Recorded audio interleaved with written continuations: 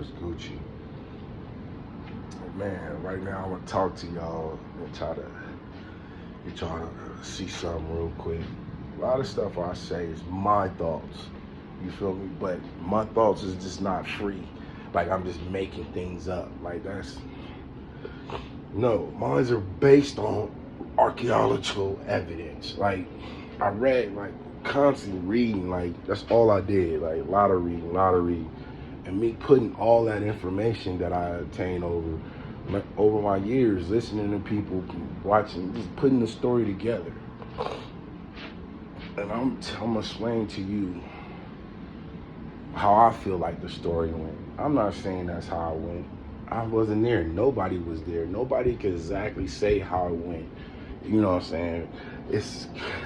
It could have went numerous of different ways. But this is what I'm saying is based off of evidence and proof. You know, it ain't like I'm just willy-nilly putting this story together. I believe in this so much so because also like when I be saying stuff and I be seeing what it is, a few minutes later they're talking about it. Like later on, like I've been figure out that Neanderthals didn't go extinct like that. I was like, man, most likely they mixed with the people that came up out of Africa. And I thought this was like a long time ago, like in my youth.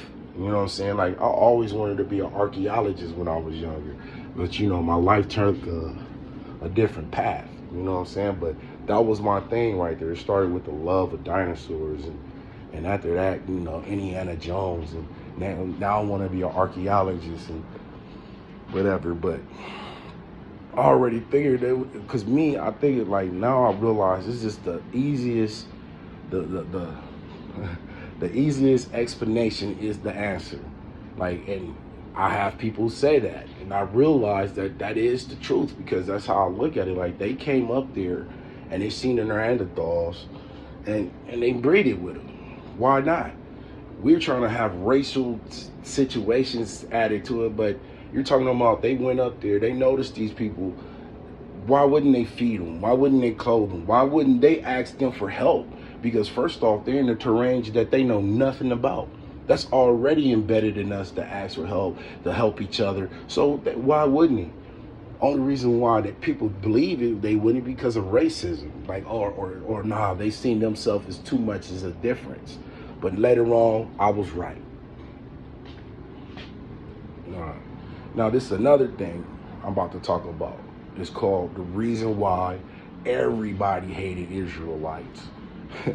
Most of this, y'all can see it yourselves. You know what I'm saying? If you just give yourself a chance to look at it, like why they really hated Israelites. Why they hated the first Israelites everywhere, the first Christians. Or why they did not like them people. Now, imagine you living in a time. First off, let me start from the beginning. All right. Let me start from the tip of Africa. Okay, the South Africa is actually North Africa. That's why Egypt and South is like that. Egypt North, Egypt South is like that because the tip of Africa is really the North. The South is really the North. Most people don't say that, but it is. But anyway, they're at the tip of Africa, the North of Africa, which is South Africa nowadays. They're sitting there and they don't go anywhere because they believe their God is of that land. This is where their God is. So they have no reason to leave. They're standing there. And they like, man, this is us. They come up with these statues. What you see right here is a statue. I'm showing you this statue right here. As you can see, that this statue was found all over the world, but it started in Africa with these people. Once they was able to come up with a symbol of their God where they could carry it with them out the land, that's when they start moving out the land. This is why you see those statues everywhere, because they was traveling out of Africa. It's even the same when you look at those stone hinges. It starts at the tip of Africa. They get more bigger and stuff once you get up out of Africa and a little bit more bigger stones, but there are a bunch of little ones, stone hinges in Africa. date way back farther than the ones in England. So the Stonehenge in England. So these people travel with this statue all the way to England. They found these statues all in England. They covered the whole world. What color they was? Okay, yes, they were black. Then they covered all the world. It was nobody there. The little small Neanderthals that was going extinct at the time intermingled with them. But it wasn't enough of Neanderthals to do anything. By their own scientists saying that Neanderthals was going extinct, so much so they believed it, that they thought they did not look at the part that they could have interbreeded with the people that came out of Africa. We know why they didn't, but they did. That's not what my discussion is about. So it's about this totem pole, this dolls I showed you. They didn't travel and took these dolls, put these Stonehenges all the way up out of Africa and build them all the way out of Africa. Time passes, some come back, some go back.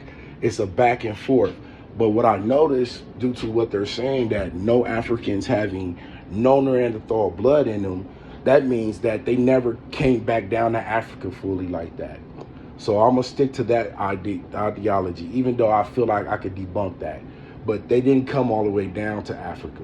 They only stayed in Asia. So the mixed black people only stayed in Asia.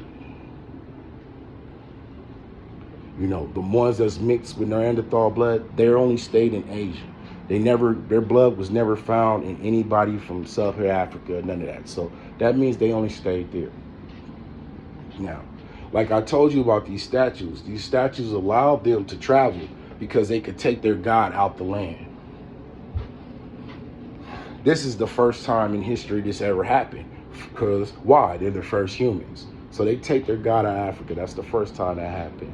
Now, where I'm going to take that is, after you have that information, I need you to understand that everybody has all kinds of gods now.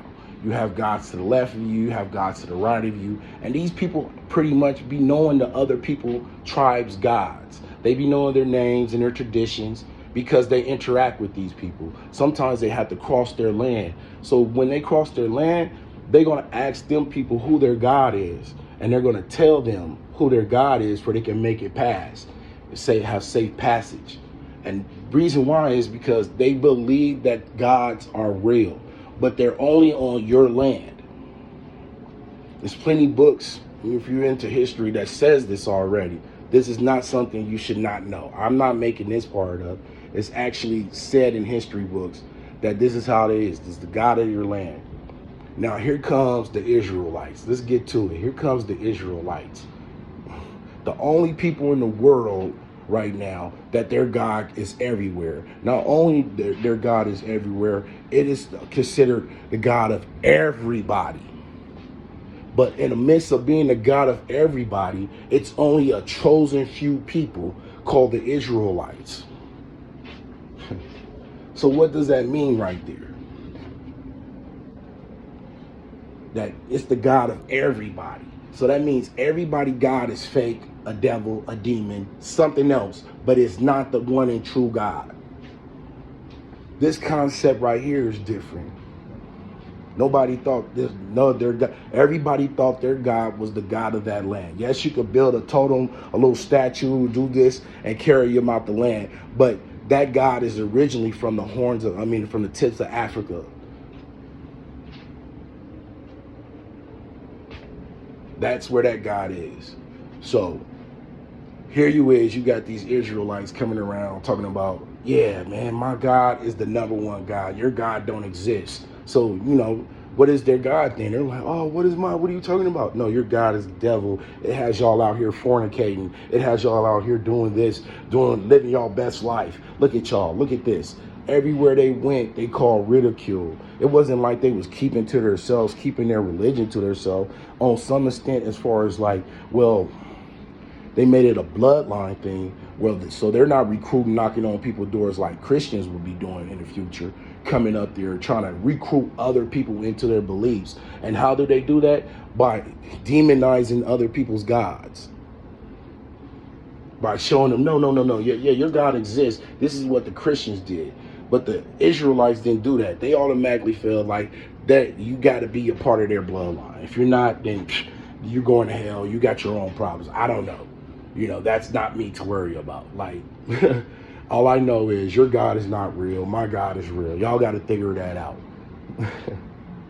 Now imagine someone coming to you. Imagine now. Y'all can't even imagine that now because, the idea of that, like killing somebody because they believe it.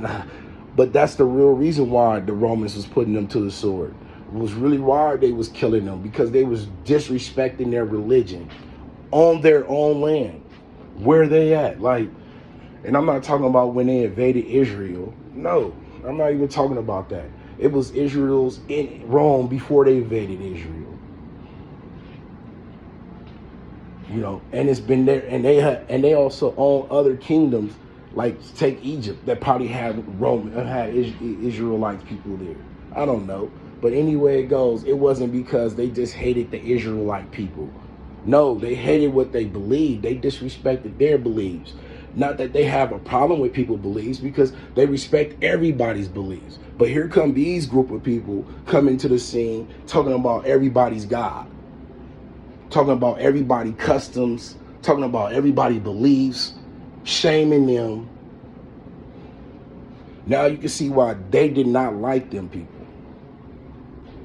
It was the only time in history where this was possible, where someone could come to where you at and start talking madness to you, like Matthew probably tried to do, and that's why they boiled him alive and ate him.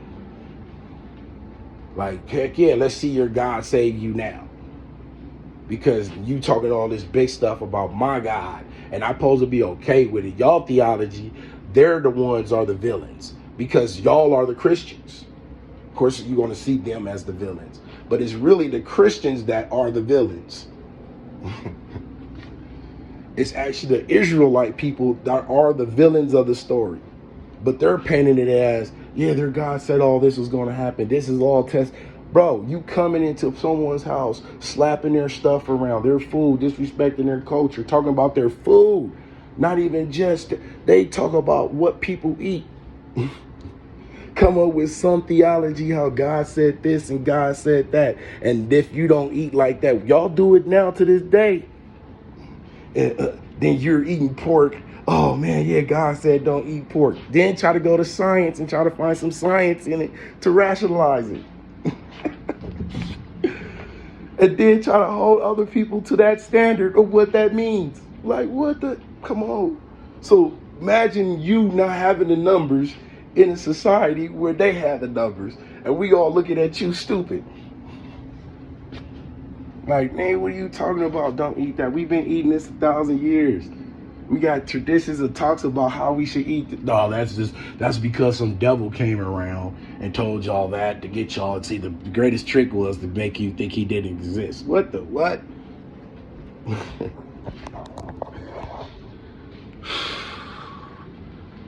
Like, this is why nobody liked the Israelite people, because they came around disrespecting people's religion, disrespected people's belief. This is the same thing with the Muslims. What they first thing they did it to their own people. First, Muslims was nomadic, sheep herders, cattle herders. They walked around and had little pits with what was those called? Wells. They had the little wells. They go around and feed their animals with the wells and stuff.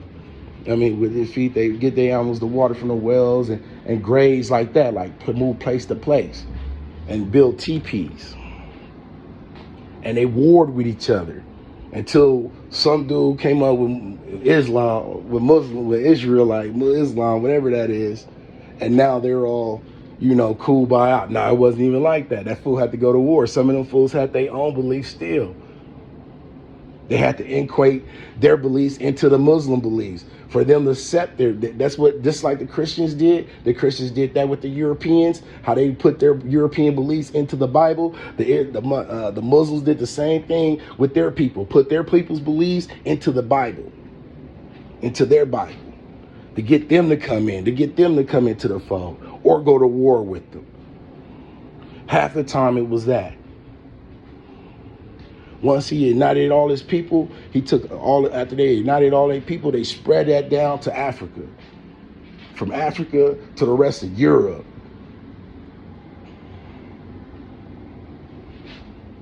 Spain and all that. You know, y'all know that history. Spreading that stuff, forcing it on people, coming to people's land and telling them that their God means nothing, disrespecting their beliefs.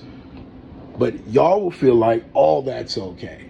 If you're a Christian, if you're an Israelite, if you're a Muslim, y'all all feel like y'all are doing the right thing because of God.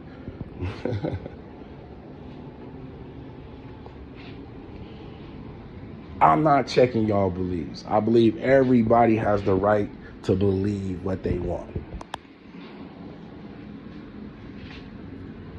But to force it on people, to try to live your life, like judge people accordingly to your beliefs, is crazy. If your belief calls you to do that, and really if you pay attention, it tells you don't worry about what God got going on with somebody else. That somehow we got into that part, like missed that part. Like, that is not your problem to be worrying about that person's struggle with God. You're supposed to be looking tunnel vision, but I don't even want to get into that because I'm not into that stuff. I read it. I had my period of time when I was into it. I'm past it. I hope one day some of y'all get past it too. If not, man, learn not to judge people and ridicule people. Now you understand where bigotry and hatred and racism come from. It comes from the Bible. Once again, man, hit me up with the likes and subscribes. Man, I'm telling you, I'm gonna hit y'all with different conversation. I know y'all ain't ready and not listening to me, but in time y'all hear me, yeah. Hit me with the likes and subscribe, please.